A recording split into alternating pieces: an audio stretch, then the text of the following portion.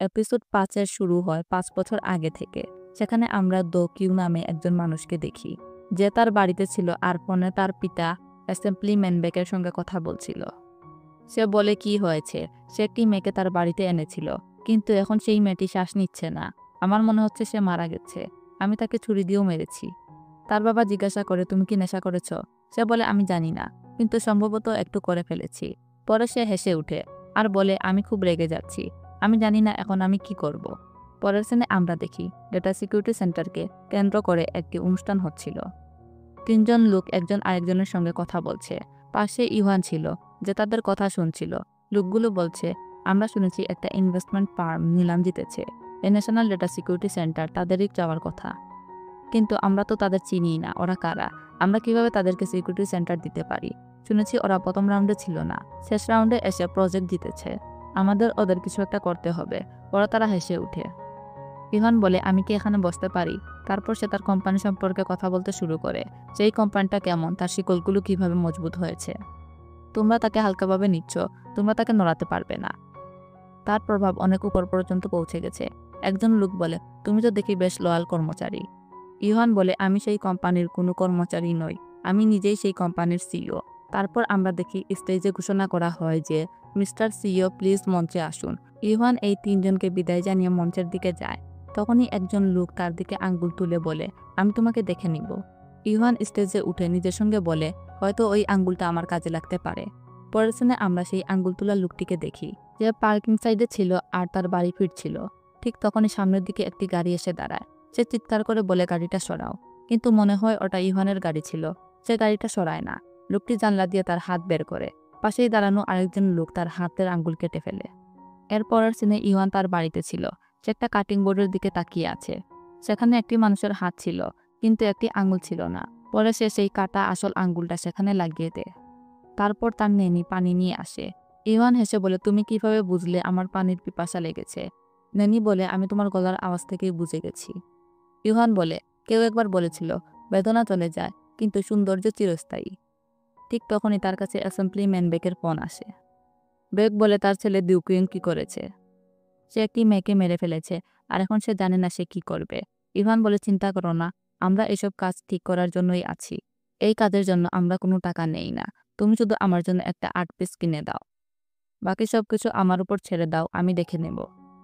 তারপর সে তার সিকিউরিটি রুমে যায় এবং কাজ করতে শুরু করে। আমরা তার সঙ্গে থাকা অনেক লোককে দেখি, যারা সেই বাড়িতে ঢুকে যায় যেখানে কিয়ং মেয়েটিকে মেরেছিল। চারিদিকে তারা সেন্সর বসিয়ে দেয়। ইভান সেগুলো দেখছিল। ইভান দেখে মনে হচ্ছিল যেন সে ওই বাড়িতে আছে এবং সবকিছু লক্ষ্য করছে, কিভাবে দু কিয়ং মেয়েটিকে নিয়ে গিয়েছিল এবং বাথরুমে নিয়ে এসেছিল। তারপর ইভান বাড়ির আশেপাশের সিসিটিভি ফুটেজ নজর করে এবং সেখানে সে তিজয়ংকে দেখে, যে ওই বাড়ির আশেপাশে প্রায়ই ডেলিভারি দেওয়ার জন্য আসে। ইভান বলে, ছেলেটা পারফেক্ট, আমরা আমাদের অপরাধী পেয়ে গেছি। পরের সিনে আমরা দেখি তিজয়ং ডেলিভারি কাজ করছে, কিন্তু এবার একজন লোক তাকে ফলো করছে। তারা তিজয়ংয়ের বাড়িটাও চিনে ফেলে। যখন তিজয়ং তার বাড়িতে থাকে না, ইভান এবং তার টিম সেখানে আসে এবং ছোটখাটো বিষয়গুলো লক্ষ্য করে। তারা তিজয়ংয়ের ফিঙ্গারপ্রিন্ট বানানোর জন্য সেখান থেকে ছোট ছোট বিষয়গুলো থেকে স্যাম্পল নেওয়া শুরু করে। পরের সিনে দেখা যায় তারা তার ফিঙ্গারপ্রিন্ট বানিয়ে ফেলে। তাদের অর্ধেক কাজ কমপ্লিট হয়ে যায়। তারপর আমরা দেখি একজন লোক সেই বাড়িতে আসে যেখানে মেয়েটিকে মারা হয়েছিল। রক্তমাখা পায়ে হাঁটছে, কিন্তু ফিঙ্গারপ্রিন্টগুলো তিজয়ংয়ের ছিল। ইভান আরও কিছু লক্ষ্য করে, যেমন তিজয়ংয়ের ভাইয়ের নাম তিজিন, আর তিজয়ংয়ের একটি জিএফও আছে যার নাম সুজি। তারা 2 জন কিস করছিল। সুজি সেই দিন বলেছিল, আমি তোমার সঙ্গেই থাকবো। রাতে ইভান বাড়ির দিকে নজর রাখে, আর একটা সময় বলে, লাইটগুলো বন্ধ করে দাও, কারণ সে জানতো এখন কি হতে যাচ্ছে। লাইটগুলো বন্ধ হয়ে যায়। পরের দিনে ইভান তার লোকদের বলে, আবর্জনাতে যা মিলে সবকিছু নিয়ে আসো। পরের সকালে তিজয়ং তার রুমের ময়লাগুলো বাইরে ফেলে দেয়। সেখানে একটি কন্ডমও ছিল। পরে ইভানের লোক বাইরে থেকে সেগুলো কালেক্ট করে, আর এভাবে ইভানের লোকের কাছে তিজয়ংয়ের সিমেন্ট চলে আসে। তারা সেটি ওই মেয়েটির ভিতরে ট্রান্সফার করে দেয়, যার কারণে সবকিছু হুবহু তিজয়ংয়ের সঙ্গে মিলে যায়। তিজয়ংয়ের উপর খেয়াল রাখার সময় ইভান তার হাতের ব্রেসলেটটি দেখে, কিন্তু একটা সময় পরে সে খেয়াল করে ব্রেসলেটটি আর তার হাতে নেই। ইভান তার লোকেদের ফোন করে বলে যে ব্রেসলেটটা আনতে এবং ক্রাইম সিনে রাখতে। ইভানের লোক তাইজিনের কাছে আসে, তাকে মারে এবং ব্রেসলেটটি নিয়ে যায়, আর মেয়েটির ব্যাগের ভিতর ঢুকিয়ে দেয়। বয়স্ক মহিলার সিনটিও এখানে পূর্ব পরিকল্পিত ছিল।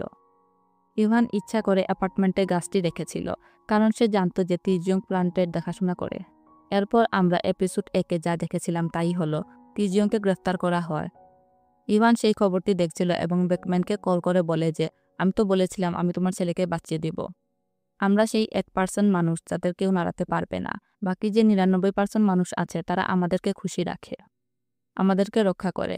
আমাদের তাদের ধন্যবাদ জানানো উচিত।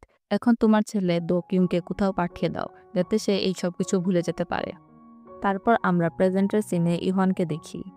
তার কাছে একটি কল আসে। তাকে বলা হয় বন্দীদের এখানে নিয়ে আসা হয়েছে। তারপর সে ট্রাকটি দেখে। সে তার লোকেদের বলে, ওদের খাওয়াও। সৈনিকরা ট্রাকে উঠে কয়েদিদের ধরে একটি রুমে নিয়ে যায়, যেখানে শুধু খাবার ছিল। টেবিল ভরা অনেক ধরনের খাবার ছিল, কিন্তু কেউ খাচ্ছিল না। কিন্তু কিছুক্ষণ পর সেখানে থাকা কয়েদিরা ইচ্ছামতো খাওয়া শুরু করে, কিন্তু তিজিয়ং তা করে না। এখানে আমরা গেংজেকে দেখি, যে উপর থেকে ইভানকে দেখে ফেলেছে। সে ইভানের কাছে যেতে চায়, কিন্তু সৈনিকরা বন্দুক দেখায়। পরে সবাইকে আলাদা আলাদা সেলে পাঠিয়ে দেওয়া হয়। এখানে আমরা তিজিয়ংকে দেখি, যে কিছু একটা ভাবছিল। আসলে সে পালাতে পারেনি, এখন এই জায়গায় ফেসে গেছে। সে কিভাবে পালাবে সেটাই বুঝে উঠতে পারছিল না। রাতে সে নিজের সেল থেকে বেরিয়ে পালানোর চেষ্টা করে। জায়গাটা অনেক ট্রিকি ছিল, কিন্তু সে নিজের যোগ্যতা ব্যবহার করে বিভিন্ন রাস্তা অতিক্রম করছিল। সে অনেক রিস্ক নিয়ে কোনোভাবে বাইরে বেরিয়ে আসে, কিন্তু সৈনিকরা তাকে দেখে ফেলে। সে খেয়াল করে তার উপর বন্দুকের গুলি তাক করা হয়েছে। তিজিয়ং বুঝতে পারে যে সে এখান থেকে পালাতে পারবে না। তখনই তার সামনে একটি গাড়ি আসে, যেখানে ইভান ছিল।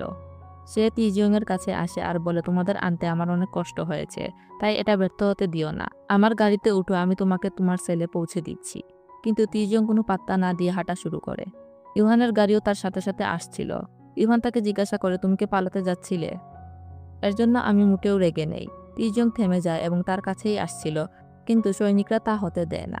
তিজিয়ং ইভানকে দেখে বলে, আমার মনে হচ্ছে তুমি তাদের লিডার এবং তুমি এখানে আমাদের এনেছো। তুমি এটা কেন করলে?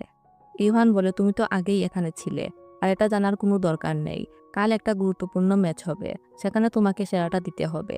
যারা প্রথম নম্বরে আসবে তাদের পুরস্কার দেওয়া হবে।